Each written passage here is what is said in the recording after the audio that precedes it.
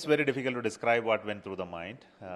So it could be joy, it could be the sense of accomplishment, and also thanksgiving to all those people who contributed to build it. So all of this, gratefulness, joy. So those are the feelings. Sir, what were the learning that your team took from earlier mission that ensured success this time, sir? See, any failure is such a great teacher.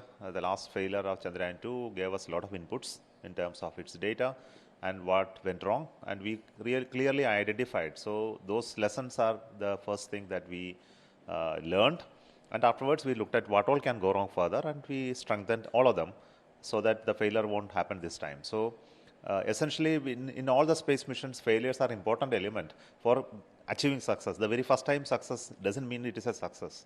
We all realize that the second time it can fail. So once it fails, a lot of data comes and a lot of information comes, and even if it succeeds one time, there are possibilities of failures in the second time. So looking at many other rocket launches, you will understand that. So we are very tuned to understanding failures and make corrective actions. We have gone closer to South Pole, which is 70 degree almost. So the South Pole has a special advantage with respect to being less illuminated by the sun, and because of that there is a potential to have more scientific content in terms of retention of water below the subsurface, and also elemental composition and other activities, which is an electrical activity on surface of the moon, to be more dominant there than what it is there at the equator. So science people who are scientists who are working on moon has really shown a lot of interest on the South Pole, because ultimately human beings wants to go and create colonies on the moon and then travel beyond. So the best place is something that we are looking for. So South Pole has a potential to be that. It has two instruments. Pragyan has two instruments. Both are related to elemental composition finding on the moon as well as chemical composition. So one based on laser, other based on alpha particles, and both will be doing its experiments. And more than that, we will do the roving on the surface. We will do also a robotic path planning exercise, which is very important for us for future exploration.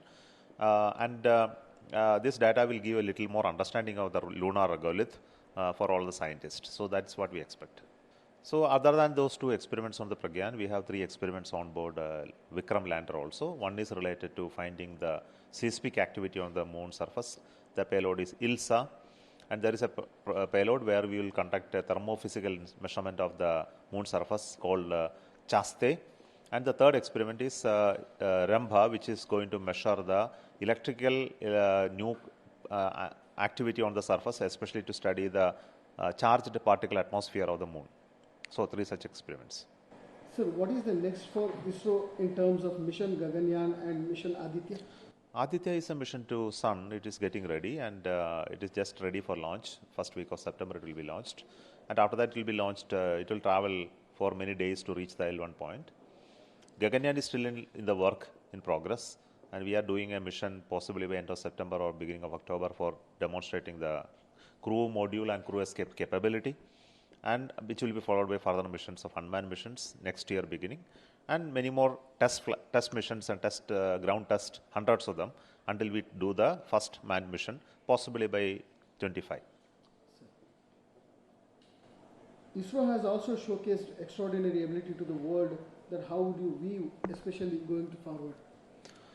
Of course, we continue to work on domains which are very complicated compared to many other scientific and technological domains, and we are very happy in the last 60 years we were able to accomplish something very phenomenal that other, like as much as a developed nation could do, having rockets of our own, made fully in India, designed and made in India, as well as satellites and missions, whatever we want to achieve. So it's a great feeling. And it has also been serving the country in terms of applications, and as well as creating industries, engineering capability, and motivating people. More than that, creating an inspirational organization where it has become the nation's pride, and we are very happy about that.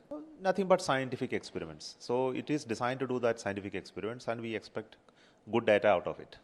What is the data so we are expecting? So that we need another 1 hour to explain to you the scientific content of it. So I won't venture on it. No, I already explained what the elemental composition by the Pragyan and various thermophysical and atmospheric properties of the moon by the rover, by the lander. When it comes to the cost, you said funnily that we can't reveal it, sir. What's the reason, sir? I never said I can't reveal it. We have already revealed the cost. what is ISRO's next plan as far as this Chandrayaan 3 is concerned, sir? Chandrayaan 3 is nothing but conduct the experiment for the next 14 days. We had a problem in Chandrayaan 2 about the soft landing, so we'll learn lessons from that. इसके बाद हमने जो changes चाहिए तो चंद्रयान 3 में चाहिए, सो इसमें कई नए इंस्ट्रूमेंट्स डाला है, सॉफ्टवेयर तो रगड़ बनाया है, उन्हें कई हंड्रेड्स ऑफ टेस्ट हमने किया. सो इस सब टेस्ट और मॉडिफिकेशंस के बारे हमने इसी बार हमने फेलियर का चांस कम हुआ था. फॉर एनी मिशन में फेलियर तो होना है तो होगा, सो कुछ हमको कुछ नहीं कर सकेगा, but everything went very well, it went nominally, so हमसे एक सक्सेसफुल मिशन मिला.